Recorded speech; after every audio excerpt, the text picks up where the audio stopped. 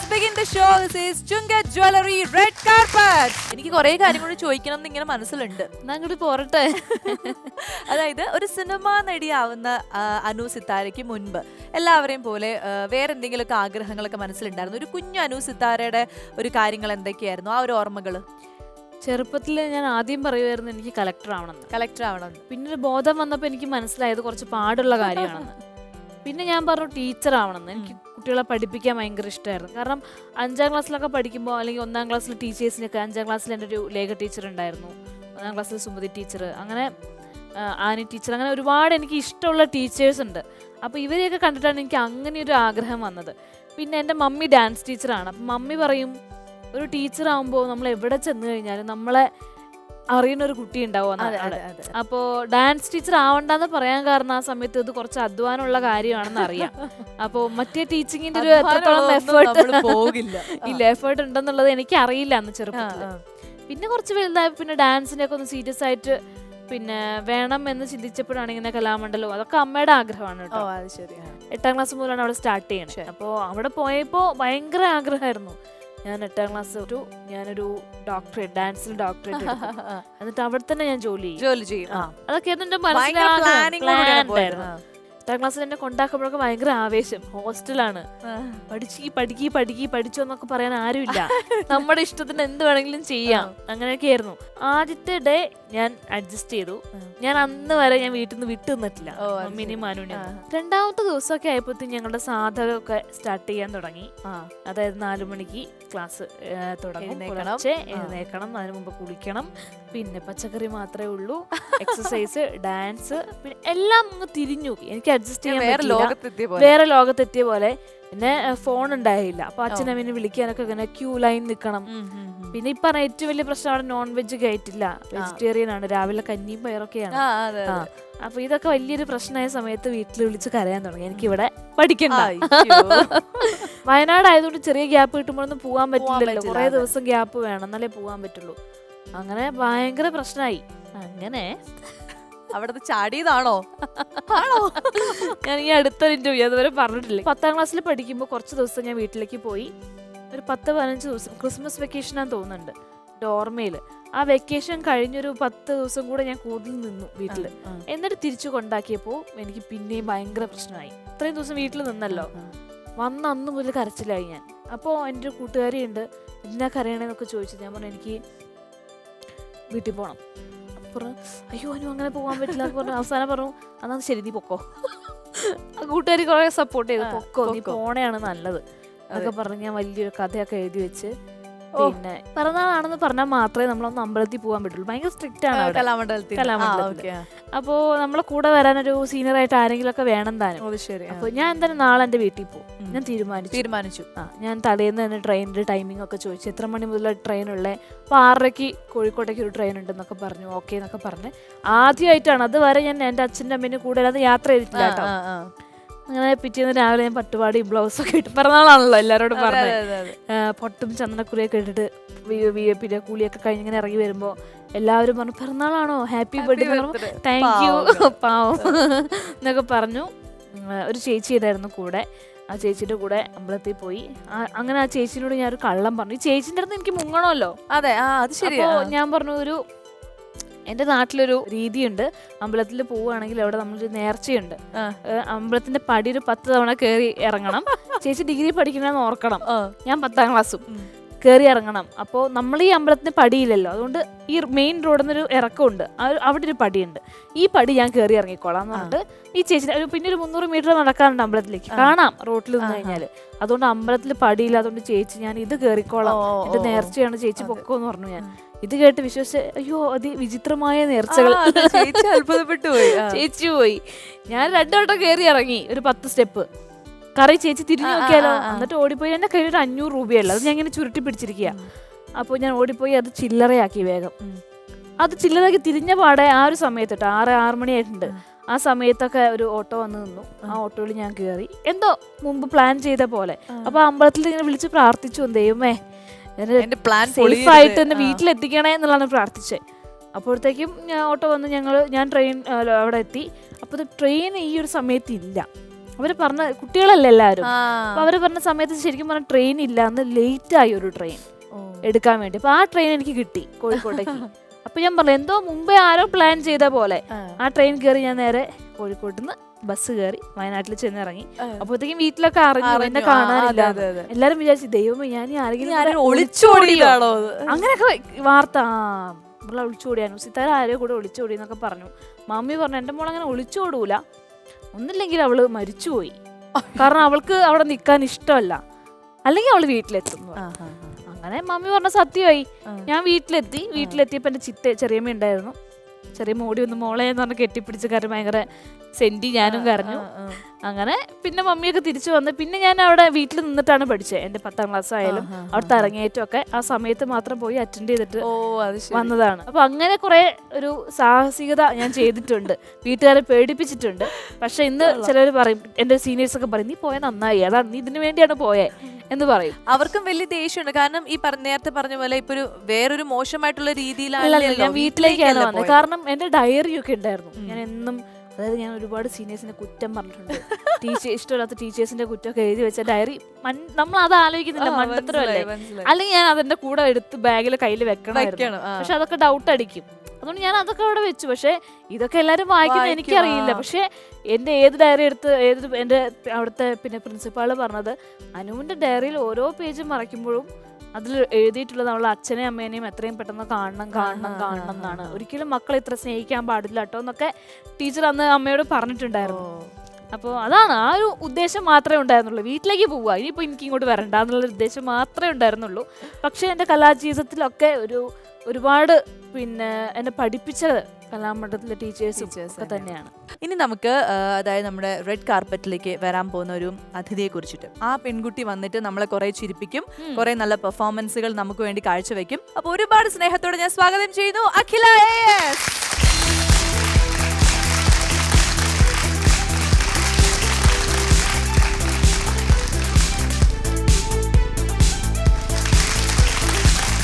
അഖില, എന്തൊക്കെയാണ് വിശേഷം, എന്ത് ചെയ്യുന്നു, അതൊക്കെ പറയും. ഞാൻ ഫൈനൽ ഇയർ ആയുർവേദ മെഡിസിൻ വിദ്യാർത്ഥിനിയാണ്. ഓ അത് ശരി. ഞാൻ പങ്കജകസ്തൂരി ആയുർവേദ മെഡിക്കൽ കോളേജിലാണ് പഠിക്കുന്നത്. സാധാരണ നമ്മള് ആൺകുട്ടികളാണ് കൂടുതൽ അല്ലെങ്കിൽ ഇങ്ങനെ ഒരു അനുകരണ കലയിൽ കൂടുതൽ നമ്മൾ കണ്ടുവരുന്നത്. എങ്ങനെയാണ് ഈ ഒരു കല തെരഞ്ഞെടുക്കാനും ഈ സ്ത്രീ പുരുഷൻ രണ്ടുപേരുടെയും ശബ്ദം എടുക്കുന്നു പറഞ്ഞു, അതൊക്കെ എങ്ങനെയാണ് അതിന്റെ ഒരു പ്രാക്ടീസും ആ ഒരു ഇഷ്ടമൊക്കെ വരാൻ കാരണം? ഞാൻ 6th സ്റ്റാൻഡേർഡ് തൊട്ട് കലോത്സവത്തിനൊക്കെ പോവായിരുന്നു. അപ്പോൾ സ്കൂളിൽ ഇപ്പോൾ എന്തെങ്കിലും ആർട്സ് ഫെസ്റ്റ് ഒക്കെ വരുമ്പോൾ ആരും ചേരാത്തൊരു ഐറ്റം ആയിരുന്നു മിമിക്രി. അങ്ങനെ പോയിന്റിന് വേണ്ടി ആദ്യം വെറുതെ ചെയ്തു തുടങ്ങിയതായിരുന്നു. പിന്നെ ആദ്യമായിട്ട് അനുകരിച്ചത് ജാനകി അമ്മയുടെ വോയിസ് ആയിരുന്നു. പിന്നെ ക്ലാസ് ടീച്ചേഴ്സിനെയും കുട്ടികളെ അനുകരിക്കാൻ തുടങ്ങി. അങ്ങനെ നമ്മളൊക്കെ മിക്കവാറും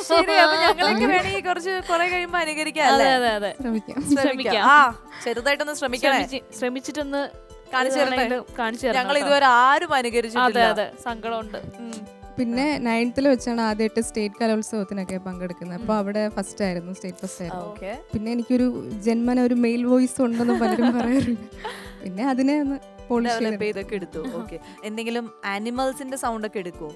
അങ്ങനെയില്ല. ഞാനിപ്പോ പുതുതായിട്ട് ബീറ്റ് ബോക്സിംഗ് എന്ന് പറഞ്ഞ ഒരു ആർട്ട് ഫോം ഉണ്ട്, അതിപ്പോ പ്രാക്ടീസ് ചെയ്ത്. ബീറ്റ് ബോക്സിംഗ് എന്ന് പറയുന്നത് ഞാൻ ആദ്യമായിട്ട് ചെയ്ത് കണ്ടത് ആദർശ് എന്ന് പറഞ്ഞിട്ട് ഒരു ആർട്ടിസ്റ്റാണ്, ബീറ്റ് ബോക്സറാണ്. അപ്പോൾ ആദർശിന്റെ വീഡിയോസ് കണ്ടും പിന്നെ അല്ലാതെ യൂട്യൂബിലെ കുറച്ച് ട്യൂട്ടോറിയൽസ് ഒക്കെ കണ്ടാണ് പ്രാക്ടീസ് ചെയ്തത്. അല്ലാതെ പോയിട്ട് എവിടുന്നും പഠിച്ചിട്ടില്ല. അല്ല, അങ്ങനെ സ്വയം ഈ മിമിക്രി ആയാലും അതെ സ്വയം അങ്ങ് ഉണ്ടാക്കിയെടുത്താണ് കഴിവൊക്കെ. ഓ അത് ശരി. അപ്പം ഡെയിലി പ്രാക്ടീസ് ചെയ്യാറുണ്ടോ? അതായത് മെഡിസിൻ ആയുർവേദം ഇതല്ലേ, അപ്പൊ അതിന് പഠിക്കുമ്പോൾ ഒത്തിരി പഠിക്കാനൊക്കെ ഉണ്ടാവും. എങ്ങനെയാണ് ഈ ടൈം മാനേജ്മെന്റ് ഒക്കെ? ഞാൻ നാളെ പ്രോഗ്രാം ആണെങ്കിൽ തലേ ദിവസം പ്രാക്ടീസ് ചെയ്യും. ഞങ്ങളും അങ്ങനെയൊക്കെ തന്നെയാണ് പൊതുവെ. പക്ഷെ മിമിക്രി കാണിക്കുന്ന ഒരാളുടെ പോലെ ഭയങ്കര നാണായിട്ട് നിൽക്കുന്നുണ്ടോ? നമുക്ക് കാണാം. എന്തായാലും ഞങ്ങൾ പെർഫോമൻസ് ഒന്ന് കാണട്ടെ, എന്നിട്ട് നമ്മൾ തീരുമാനിക്കാം. അപ്പോൾ ഞങ്ങൾക്ക് വേണ്ടി ഒരു നല്ലൊരു പെർഫോമൻസ് ആയിട്ടായിരിക്കും വന്നിരിക്കുന്നത് വിശ്വസിക്കുന്നു. തുടങ്ങാം. ഓക്കെ. സോ അഖിലയുടെ ആ മനോഹര പെർഫോമൻസ് കണ്ടിട്ട് നമുക്ക് ബാക്കി വിശേഷങ്ങളിലേക്ക് കടക്കാം. ആദ്യമായിട്ട് രഞ്ജിനി ഹരിദാസ് മാമിന്റെ യെസ്, ഞാൻ നിങ്ങളുടെ സ്വന്തം രജനി ഹരിദാസ് ആണ് സംസാരിക്കുന്നത്. ഇപ്പോൾ ഞാൻ ഈ ഷോയിൽ ഇപ്പോൾ കോമ്പയറിങ് ചെയ്യാനൊന്നും അല്ല വന്നിരിക്കുന്നത്. തീർച്ചയായിട്ടും അവനിപ്പോൾ നമ്മുടെ സ്വാസികയുണ്ട്, ഷീസ് എ ബ്രില്യൻ ആങ്കർ. അപ്പോൾ ഞാനിവിടെ ഇപ്പോൾ ഈ ഷോയിൽ എന്തെങ്കിലും ഒന്ന് പറഞ്ഞിരിക്കട്ടെ, നിങ്ങൾ എന്നോട് സജസ്റ്റ് ചെയ്ത് ഞാൻ നിങ്ങളുടെ മുന്നിൽ അത് ചെയ്തെന്നിരിക്കട്ടെ. നെക്സ്റ്റ് എനിക്ക് കമന്റ്സ് ഇടാൻ തുടങ്ങും. തീർച്ചയായും നെക്സ്റ്റ് സെക്കൻഡ് ഓടി തുടങ്ങും ഫേസ്ബുക്കിലോ വാട്സപ്പിലോ ഒക്കെ.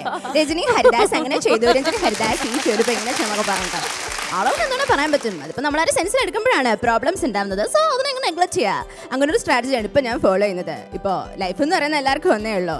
ദൈവം എല്ലാവർക്കും ഒരു ലൈഫേ കൊടുത്തിട്ടുള്ളൂ, അത് എൻജോയ് ചെയ്യുക.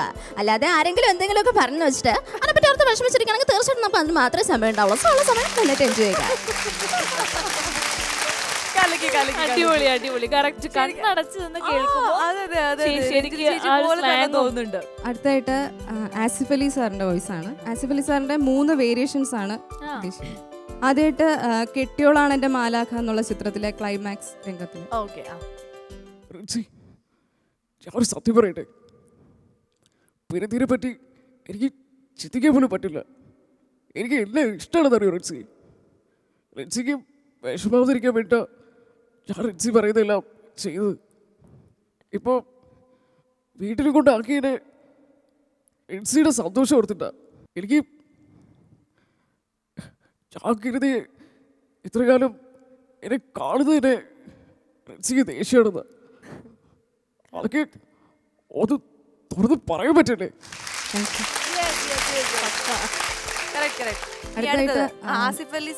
അടുത്തൊരു വേരിയേഷൻ ആണ് ബിടെക് എന്ന് പറയുന്ന ചിത്രത്തിലെ ഒരു സ്പീച്ച് പറയുമ്പോൾ ഇന്ന് ഞാനിതിവിടെ സംസാരിച്ച നാളെ എനിക്ക് എന്ത് സംഭവിക്കുമെന്ന് എനിക്കറിയില്ല.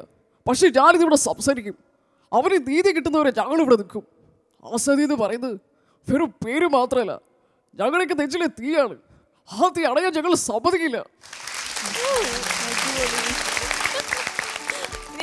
അടുത്തായിട്ട് ആസിഫ് സാർ ഈ ഒരു ഷോയിൽ വരാണെങ്കിൽ എങ്ങനെ ഒരു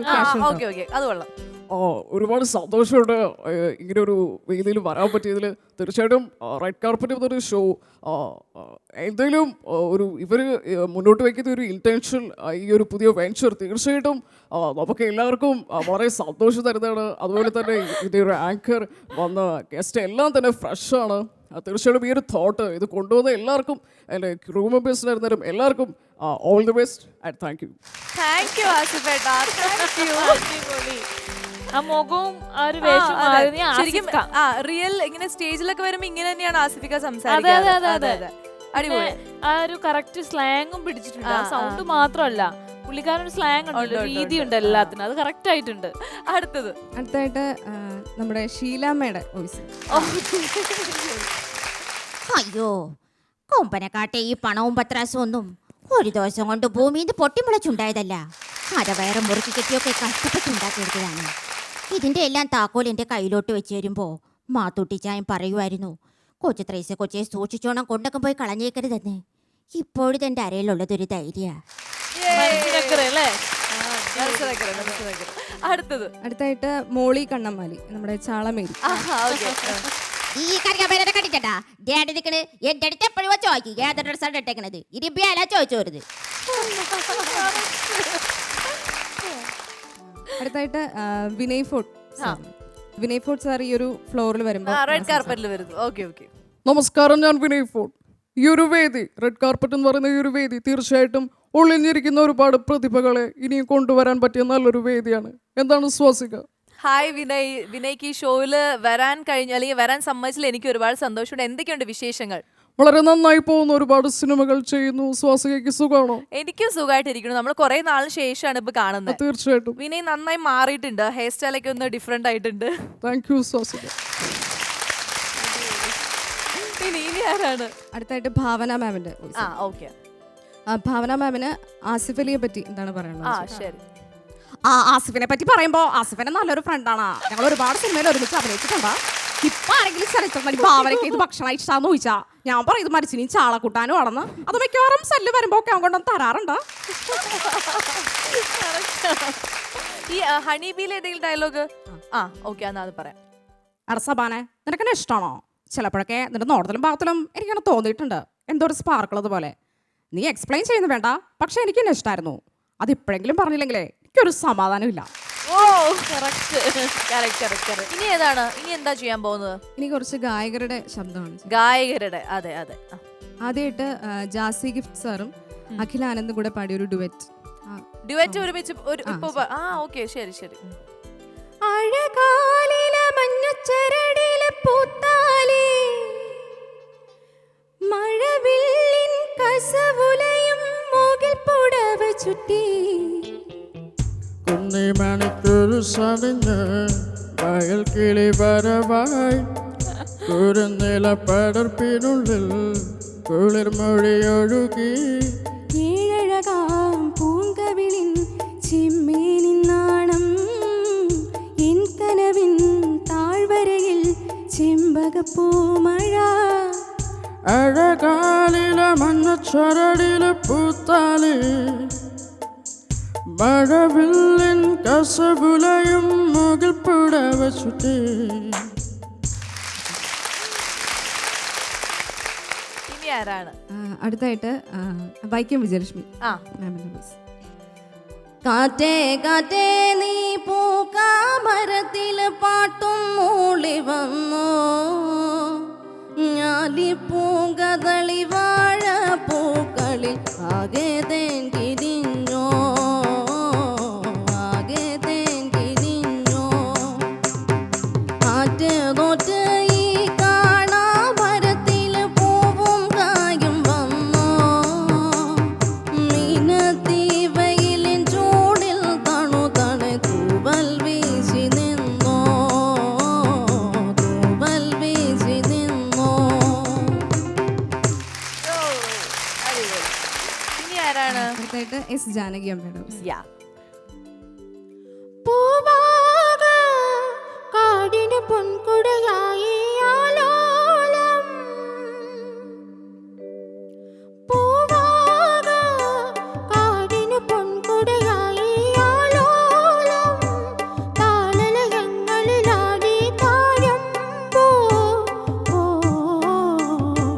തഴുകും കുളിർക്കാറ്റിൽ കൈകളിൽ അറിയാതെ നീ ഏതോ താളം തേടുന്നു പൊന്നുരുകും പൂക്കാലം നിന്നെ കാണാൻ വന്നു പൊന്നാട തളിരാട കാണിക്കയായി തന്നു കൂടിരാൻ രാവെല്ലാം പാറിപ്പോകെ ലാലലാ ലാലാ ലാലാ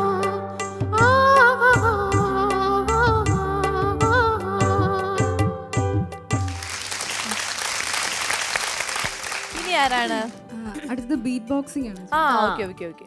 ഇപ്പോൾ ബീറ്റ് ബോക്സിംഗ് എന്ന് പറയുന്നത് വെസ്റ്റേൺ മ്യൂസിക്കൽ ഇൻസ്ട്രുമെന്റ്സിന്റെ വോയിസ്, ഡ്രംസ് പോലെയുള്ള ഇൻസ്ട്രുമെന്റ്സിന്റെ വോയിസ് നമ്മൾ പെർക്കഷൻ എന്നുള്ളൊരു മെത്തേഡ്, അതായത് വായിക്കകത്തൊരു എയർ വാക്യൂം ക്രിയേറ്റ് ചെയ്തിട്ട് നമ്മുടെ ചുണ്ട്, നാക്ക്, തൊണ്ട മുതലായവ ഉപയോഗിച്ച് ആ ശബ്ദത്തിനെ റീക്രിയേറ്റ് ചെയ്യുന്ന ഒരു ആർട്ട് ഫോമാണ്.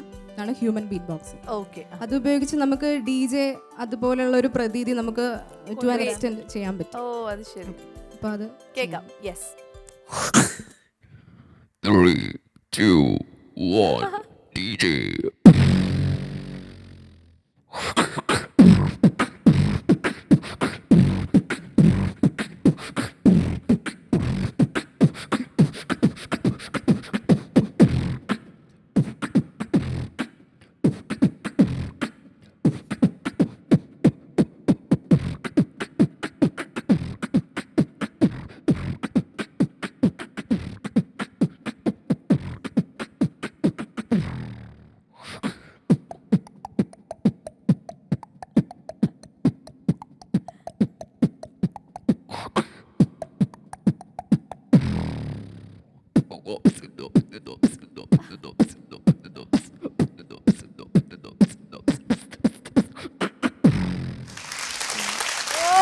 ഗംഭീരം.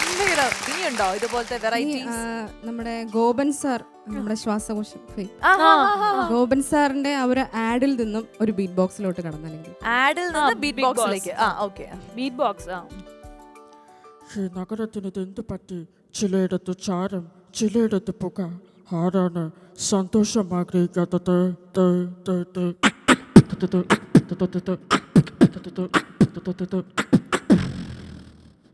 ഒരു ശരാശരി പുകവലിക്കാരൻ്റെ അടിഞ്ഞുകൂടിയ പറ പുറത്തെടുത്താൽ അത് ഇത്രത്തോളമായിരിക്കും നിങ്ങളെ രോഗിയാക്കാനത് മതി. വലിയ രോഗി. ഒരു എനർജി ഒക്കെ കിട്ടി. ഈ പെർഫോമൻസ് ഇപ്പൊ ടിവിയിൽ കാണുന്നവർ എന്തെങ്കിലും ഒരു വിഷമിച്ചൊക്കെ ഇരിക്കുകയാണെങ്കിലും അവരും കൂടി ഒന്ന് ഉണരും. പ്രത്യേകിച്ച് ലാസ്റ്റ് സെക്ഷൻ ഭയങ്കര ഇഷ്ടപ്പെട്ടു. താങ്ക് യു സോ മച്ച് അഖില. ഒരുപാട് സന്തോഷമുണ്ട് ഞങ്ങളുടെ ഈ വേദിയിൽ വന്ന ഇത്രയും തകർപ്പൻ പെർഫോമൻസ് ഒക്കെ കാഴ്ചവെച്ചത്. വലിയൊരു അത്ഭുതമാണ്. കാരണം ഞാൻ നേരിട്ട് ഇങ്ങനെ ഒരു പെൺകുട്ടി ഇങ്ങനെ ഒരുപാട് സൗണ്ട് എടുക്കണമെന്ന് ഞാൻ കണ്ടിട്ടില്ല. നമ്മൾ വെറുതെ വീട്ടിൽ നിന്ന് ട്രൈ ചെയ്യും അങ്ങനെ ഇങ്ങനെയൊക്കെ. പക്ഷെ ഇത്രയും ക്ലിയർ ആയിട്ട് ഇങ്ങനെ ചെയ്യാന്നുള്ളത് വലിയ കാര്യമാണ്. പ്രത്യേകിച്ച് ആരും ടീച്ചിങ്ങിനൊന്നും ആരും ഇല്ല. ഇപ്പം ട്യൂട്ടോറിയൽ ക്ലാസ് യൂട്യൂബിലൊക്കെ കണ്ടിട്ടാണല്ലേ ഇപ്പൊ ബീറ്റ് ബോക്സ് ഒക്കെ പഠിച്ചത്. അപ്പൊ അതെനിക്ക് വലിയ അത്ഭുതമാണ്. അപ്പൊ അത് ചെറിയ കാര്യമല്ല, വളരെ വലിയ കാര്യമാണ്. അനു എന്തെങ്കിലും സൗണ്ട് എടുക്കണം എന്നൊരു തോന്നലുണ്ടോ? ഒന്നുകൂടെ കുറച്ച് ലെങ്ത്തിൽ ആ സൗണ്ട് ഒന്ന് പിടിച്ചു നോക്കട്ടെ. അയ്യോ പാവം.